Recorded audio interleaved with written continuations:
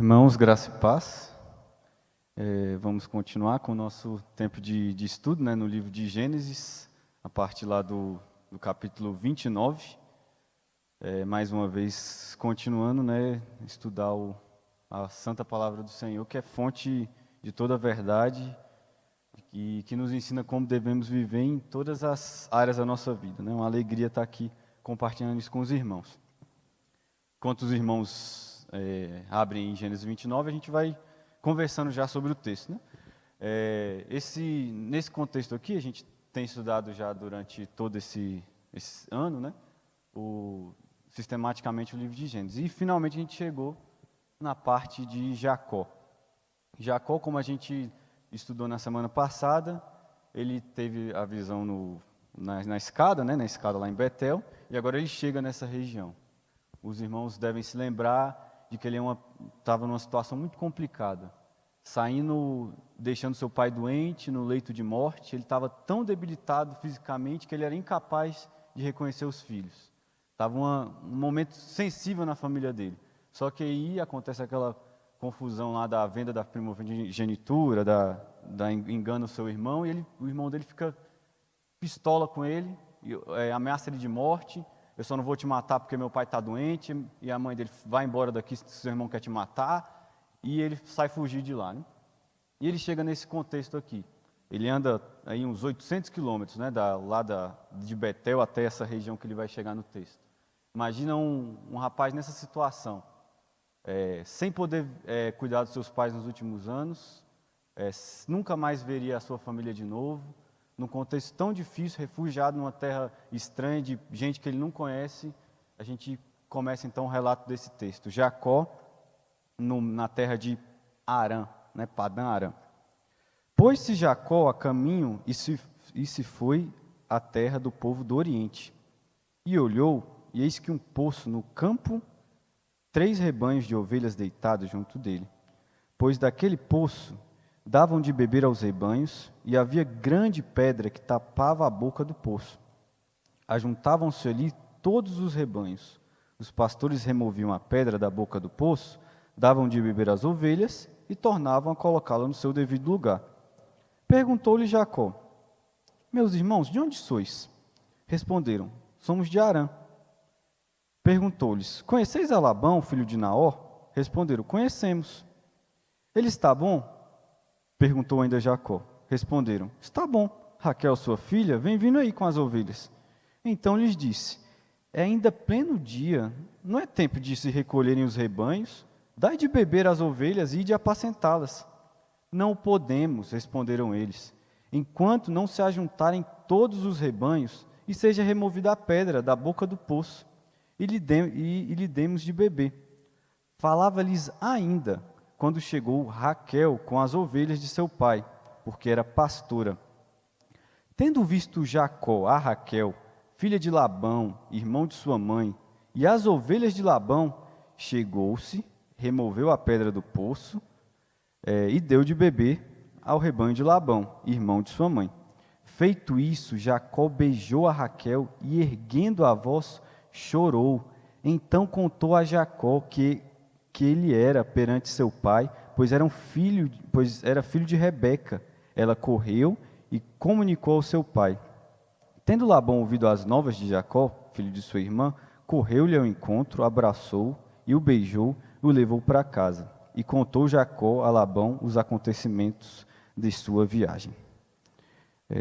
E disse-lhe Labão: de fato, és é meu osso e minha carne. E Jacó, pelo espaço de um mês, permaneceu com ele. Até aqui. Esse texto aqui, né, ele é bastante interessante, é uma narrativa bíblica, né, que conta aí o encontro de Jacó com a sua futura esposa. É importante a gente pensar, né, que se trata de uma narrativa. Nem a gente precisa ter regras específicas aqui de interpretação, né, nem tudo que está aqui de fato é aprovado por Deus, né? Não é assim que a gente interpreta uma narrativa, mas existem muitas lições aqui que vão se apoiar em outros versículos da Bíblia, né? Uma das coisas interessantes aqui, né, que fala que a Raquel era pastora, né? Gente, só para deixar bem claro, né, tem gente que usa esse texto aí para falar de ordenação feminina e tal, não é bem o objetivo, era pastora mesmo de ovelhas, tá? Não era uma pastora, que o texto está bem claro. E também Jacó beija Raquel, né? Também tem gente que usa aí para ficar, sei lá, né? Não é a ideia também do texto, né? Deixar bem claro que não é a ideia do texto. Mas são eventos interessantes que acontecem aqui, muitos ensinamentos para a gente. Depois dessa caminhada longa aí de Jacó, nesse contexto tão complicado, né? Apesar de ele ter tido um encontro com Deus lá em Betel, ele chega nesse lugar. Imaginem a cena, ele andando, aí chega num vale, talvez um vale assim, com umas montanhas ao redor, e um campo aberto, onde tinha um poço bem no meio do caminho. E lá tinha aqueles 3 rebanhos, aquelas ovelhinhas lá, quando vocês estão andando na estrada, dá para ver aqueles rebanhos, né, de vaca, que é mais comum, mas imagine essas ovelhas no meio dessa região árida. E Jacó caminhando, vê lá, chega perto desse poço, os pastores devem ter ficado lá conversando, né, os donos desses 3 rebanhos, ele começa a bater papo lá com o povo e pergunta onde é que ele está, né? Imagina também como que ele estava perdido. Você está viajando, aí você chega num lugar que você nem sabe onde é que é, né? Talvez aí hoje não é tão comum, né? Você chegar numa cidadezinha que você nem sabe onde é, mas ele chegou na região e perguntou que lugar que é esse aqui, de onde é que vocês são? Né? Ele estava completamente desorientado, né? Mas acabou que ele acertou o caminho que ele estava procurando, que era justamente a terra dos seus pais, lá de Arã, né, de Padã Arã ou Arã. Ele pergunta sobre da filha dele, de Labão, do tio dele. Ele fala, a filha dele está vindo aí, só espera, né? E durante esse tempo lá, né, para não fazer sala, conversa de elevador, ele descobre que eles fazem uma coisa diferente lá no rebanho, na criação de rebanhos, né, de ovelhas. Ele fala, olha, vocês estão colocando essa ovelha aí para dormir, para descansar, antes do tempo certo. O ideal é que, né, e talvez até hoje também, a ovelha tem que ficar comendo, ruminando, tem que estar comendo, depois ela só descansa à noite, né? Então, se ela está agora já parada, vocês estão perdendo dinheiro aí, porque se o seu animal não está comendo, ele está só sem fazer nada, vai demorar mais tempo para o abate, vai diminuir a produção de leite, vocês estão perdendo dinheiro. Ele chega para explicar para esses produtores. É muito provável que todo mundo soubesse disso, né? Apesar de ser uma ciência assim antiga, né? Não tinha muito diferença entre a criação de técnicas de criação de animais de uma região, mesmo distante, para outra, né? E até é bem provável que tenha sido lá, né? Lá no Oriente Médio, que começou a domesticação de animais. Então, eles estavam fazendo algo errado do ponto de vista técnico aqui, de colocar os rebanhos para esperar a água antes. E Jacó acusa isso, né, nessa conversa de elevador. Aí os caras falam, não, né? Aí tem essa interpretação possível aqui para o texto. Que eles falam, a gente não pode porque tem que esperar todos os pastores chegarem para aí a gente dar água para eles. É possível, né? Uma das possibilidades é que, para evitar que algum dos rebanhos peguem mais águas que outros, né, eles fizeram um acordo lá entre eles para tirar a água de uma vez só, todo mundo tira a pedra e bebe da água para ninguém pegar mais água que o outro.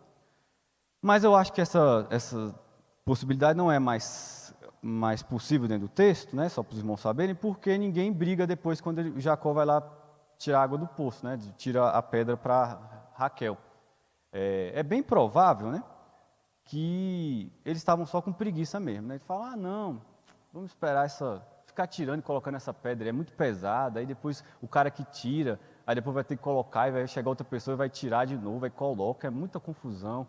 A gente dividiu aqui para tirar tudo de uma vez, porque a gente não faz muito esforço. Hoje aqui, eu não posso hoje, porque eu não estou na escala, eu só tiro a pedra terça e quinta, aí quem coloca a pedra é outra pessoa, então a gente está aqui de boa.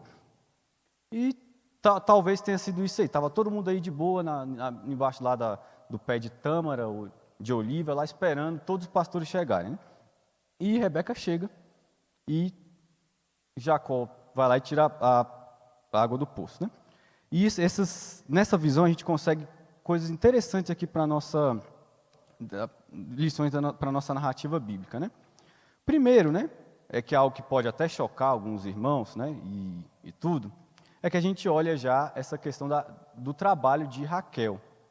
Raquel como pastora de ovelhas. Não era muito comum, né, mesmo não sendo base para a ordenação feminina, mulheres trabalhando, o trabalho mesmo de mulher envolvendo o rebanho, né, porque era um trabalho que exigia fisicamente mais força. A gente tem algumas histórias, né, por exemplo, Davi, que matou lá o urso, o leão naquela época, e era um trabalho exposto a dificuldades físicas, tinha que tirar essa pedra toda, não era tão comum mulheres trabalhando assim, mas Raquel estava lá.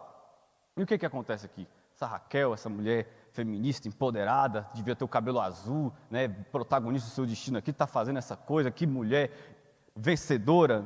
Não é nessa ideia que o texto, né? A gente não pode tirar essas conclusões do texto. Simplesmente é provável que não existiam outros homens lá, né? Não se fala de outros filhos homens de Labão, e ela estava ajudando lá. Tanto que depois ela tem filhos, né? Quem vai trabalhar nos rebanhos são os homens, os irmãos lá de José. Mas é importante a gente mencionar isso, né?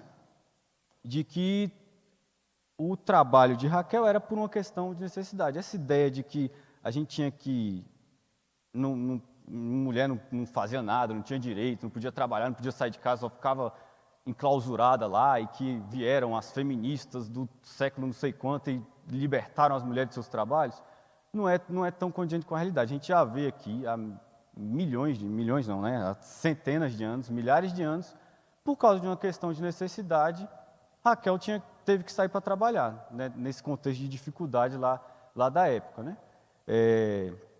E outra questão interessante, né, é de que a visão de trabalho dentro disso não é só uma perspectiva de você se autoafirmar alguma coisa. Mas lá em Efésios, capítulo 6, do versículo 5 a 9, existe a expectativa, Paulo manda, né, que as pessoas devem trabalhar, os seus senhores, a trabalhar como se fosse para Deus e não como a homens, porque elas vão ser julgadas também pela forma que se trabalha. O jeito que a pessoa trabalha vai ser também conduzido, vai ser julgado por Deus. O Senhor está interessado na forma que se trabalha. E aqueles pastores lá, eles não estavam muito interessados em trabalhar dando o seu melhor, né? Por causa da apatia deles, por causa da falta de disposição, eles estavam dando prejuízo para os seus senhores. Eles estavam num contexto assim de marasmo e não estavam dando o seu melhor. E tanto Raquel, ela chega nessa situação e ela percebe que ela pode dar sim o seu melhor. Ela cuidava do rebanho do seu pai, e na primeira oportunidade, né, de poder dar água para o seu rebanho e conseguir sair daquela situação e produzir mais riqueza, ela aceita a ajuda até de um desconhecido para poder trabalhar e já liberar a galinha, as ovelhas para o serviço, né, e para outras atividades, para ganhar mais massa, mais peso, produzir mais leite. Isso é muito importante, né? Essa visão de dar sempre o melhor no trabalho.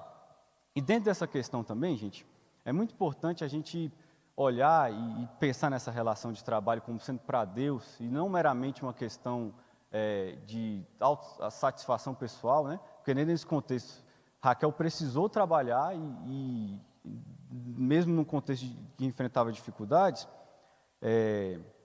a gente não pode simplesmente pensar, né, que a oportunidade de trabalhar aqui é a oportunidade de eu não precisar mais de ninguém, eu preciso trabalhar porque eu não preciso prestar conta a ninguém, não preciso depender de homem, não preciso depender de mulher, eu consigo ser protagonista no meu futuro. É importante a gente olhar para o próprio trabalho de pecuária lá, daquele pastorado lá, né, de cuidar das ovelhas. O processo de domesticação de animais, né, foi um processo longo, né, na história da humanidade.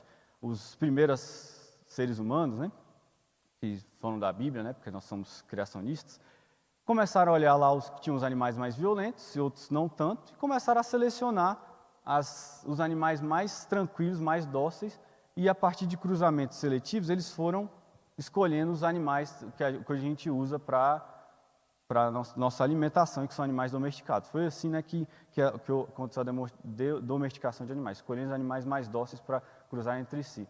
O próprio trabalho, então, de Raquel, demandou milhares de anos, centenas de gerações de seleção de animais para poder ela conseguir cuidar de uma ovelha dócil que ela podia deixar lá enquanto ela foi recolher, foi avisar o Labão que tinha aparecido um parente.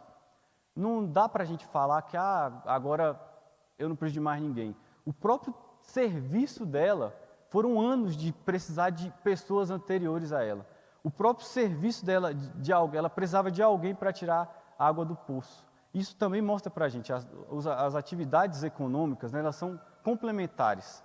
A gente não trabalha simplesmente para não precisar de ninguém. A gente precisa de alguém e a gente precisa trabalhar. Porque a visão também de trabalho é uma visão de serviço ao próximo para a glória de Deus. A Raquel, estou confundindo o nome. Raquel, ela estava lá no poço porque ela precisava ajudar a família dela. Ela tinha um trabalho lá, cuidar das ovelhas de Labão, que eram as ovelhas do pai dela. Ela não virou independente, autônoma, livre de qualquer amarra do machismo, do capitalismo. Não, ela estava dependendo das ovelhas do pai dela. E o simples fato dela precisar tirar água, ela já precisava de outras pessoas também. Os pastores lá, eles viram que se eles se ajudassem, eles estariam mais bem incluídos, né? É importante a gente não pensar nessa questão de carreira profissional simplesmente como uma questão de autonomia e não precisar dos outros, né? O texto aqui ele não dá base para a gente pensar nesses termos. E dentro dessa questão também, a própria atividade de Jacó, né, ele foi para potencializar as capacidades de Raquel. Talvez ela devia ser uma excelente pastora, né? Ele tinha um rebanho lá de ovelhas que chamou a atenção dele. O texto diz que ele olha para Raquel e as ovelhas, né? Ele olhou lá a Raquel e viu que talvez tivesse mais ovelhas que os outros, né? Então ela deveria ser uma boa pastora de ovelhas, mas ela precisou de um homem lá para ajudar ela, né? E assim também Jacó precisou também do serviço dela na casa de Labão para o trabalho, né? Para conseguir o sustento. O trabalho, então, é uma relação complementar. Não existe uma questão de autonomia, de não precisar de ninguém, de ser livre da sociedade. Nós não podemos, né, olhar como o mundo vê, né, como simplesmente um trabalho, a visão de trabalho como sendo livre e autônomo, não precisar de nada. Outra coisa interessante para a gente encerrar, né, é olhar para o exemplo de Cristo também em relação ao sacrifício dele, né, como foi falado aqui na ceia. A grande graça, a grande glória do sacrifício de Jesus foi que o Deus Todo-Poderoso, Criador de tudo, ele se sacrifica, ele se torna vulnerável, ele se torna dependente em favor dos outros, para salvar a humanidade. Ele decide precisar da sua mãe, dos seus familiares, a potência se faz fraca e vulnerável em favor da humanidade. A gente olha da mesma forma o exemplo dos dois aqui. Raquel, né? Ela era uma mulher com profissão, pastora de ovelhas, uma boa pastora, rica lá, e que ela se faz vulnerável, sacrifica isso para poder virar mãe de José posteriormente, né? Ela entra nessa visão de maternidade e o filho dela salva milhões de pessoas, milhares de pessoas no contexto lá da fome do Egito. E assim também Jacó, era um homem forte lá, e ele poderia simplesmente ter chegado e olhado para Raquel e falar, beleza, seu pai mora ali, eu vou lá, então a gente se encontra daqui a pouco. Mas ele usa a força dele para poder ajudar Raquel, o sacrifício para ajudar os outros. Essa é a grande graça da divisão de tarefas, né? A gente usa a nossa potência para benefício dos outros.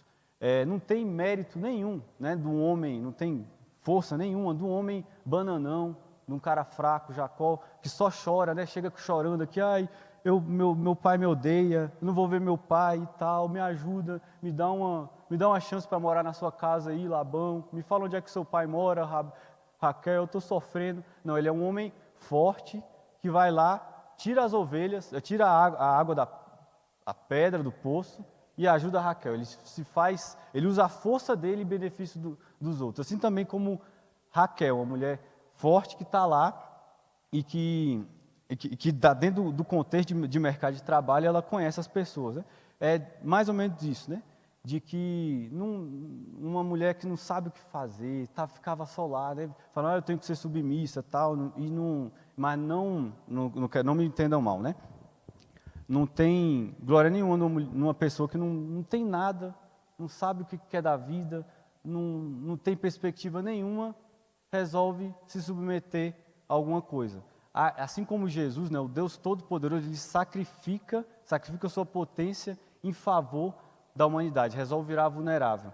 E é mais ou menos nessa perspectiva que a gente tem que olhar todas as atribuições, todas as atividades complementares dentro dos papéis de gênero, enfim. É a potência que sacrifica em favor de outro. Não há demérito nenhum no homem forte se sacrificar pelo bem-estar da sua família. Esse que é o benefício, né? Um homem forte sacrifica, dá a vida em favor da esposa. Não foi um Deus fraco, né, que não conseguia nada, que morreu em nosso lugar. Foi o Deus Todo-Poderoso. Assim também, no papel do pai, né, nesse caso. É um homem forte, Jacó, que tira a pedra, se sacrifica pelo bem-estar de Raquel. E assim também, Raquel, ela se sacrifica lá, né, ela vira submissa, porque ela ela abriu mão dessa força, dessa potência. E é importante, né, a gente ver isso, né, a graça de Deus, a soberania de Deus, conduzindo todos esses processos, né. Dentro disso também, tanto Rebeca como Raquel, elas tinham profissões, elas estavam trabalhando, e Deus usou todas essas questões para a glória dele. De forma, com certeza não foi coincidência, né, tanto Rebeca como Raquel, elas conheceram seus maridos, né, coisas que conheceram o marido, dentro do trabalho que elas estavam fazendo para servir a sua família, né. Então, é importante a gente não usar nossas visões de mundo aí para poder ser ou da base, né? Olhar a Bíblia e pensar assim, Raquel, ela é trabalhadora, então ela, né, feminismo e tal, lá. E ao mesmo tempo, como às vezes alguns grupos mais conservadores, enfim, falar, mulher tem que ficar em casa, blá, blá, blá, porque não é o que o texto aqui dá base para a gente, né? É importante a gente olhar para a Bíblia, não esperando ver coisas que a gente já tinha pensado antes, só que com palavras diferentes, mas deixar que ela ensine a gente a lidar com todas as relações, inclusive como devemos trabalhar, como devemos agir na sociedade, né? Como o nosso tempo está esgotando, né? A gente não consegue mais entrar em tantos detalhes a respeito desse texto, mas é isso que a gente tinha para falar essa manhã, que a gente se lembre, né, disso, que o nosso exemplo sempre de submissão e de serviço ao próximo tem que ser Jesus, né, que sacrifica a sua força, seu poder em benefício para a glória do nome do Senhor e para servir aos outros, né? Assim também a gente deve olhar a nossa profissão, a escolha dos nossos papéis na sociedade para isso, para louvor da glória do Senhor. E essa era a palavra que eu tinha para compartilhar com os irmãos. Vamos orar. Senhor Deus, nós te louvamos por essa manhã. Que o Senhor nos conduza, Deus, nos ensine a realizar aquilo que o Senhor espera que realizamos na Tua obra.